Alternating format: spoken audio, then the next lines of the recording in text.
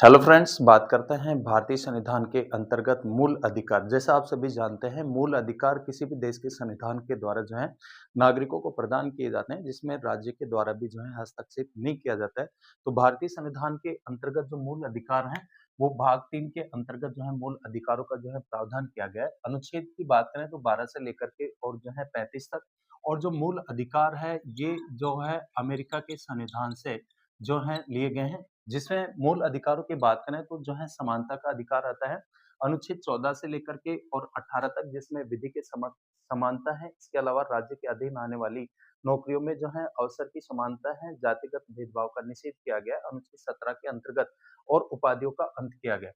इसके अलावा दूसरा जो अधिकार है, स्वतंत्रता का अधिकार है। स्वतंत्रता का अधिकार 19 से लेकर के और जो है 22 तक है। और मौलिक रूप से स्वतंत्रताओं की बात करें तो मूल रूप से जो है 6 प्रकार की स्वतंत्रताएं हैं। इसके अलावा शोषण के विरुद्ध अधिकार, जिसमें बलात् श्रम का निषेध और बाल श्रम का जो है निषेध किया गया है। नेक्स्ट अधिकार की बात करें तो धार्मिक स्वतंत्रता का अधिकार, जो कि 25 से लेकर के और 28 तक है। शिक्षा और संस्कृति के अधिकार की बात करें तो 29 और 30 में शिक्षा और संस्कृति के अधिकार का प्रावधान किया गया है। और संवैधानिक उपचारों के अधिकार की बात करें तो ये 32 के अंतर्गत है, जिसको डॉक्टर भीमराव अंबेडकर के द्वारा संविधान की आत्मा कहा गया है। अर्थात नागरिकों के मूल अधिकारों की ये रक्षा करता है और नागरिकों के मूल अधिकारों के हनन होने पर उनको न्यायालय में जाने का अधिकार प्रदान करता है।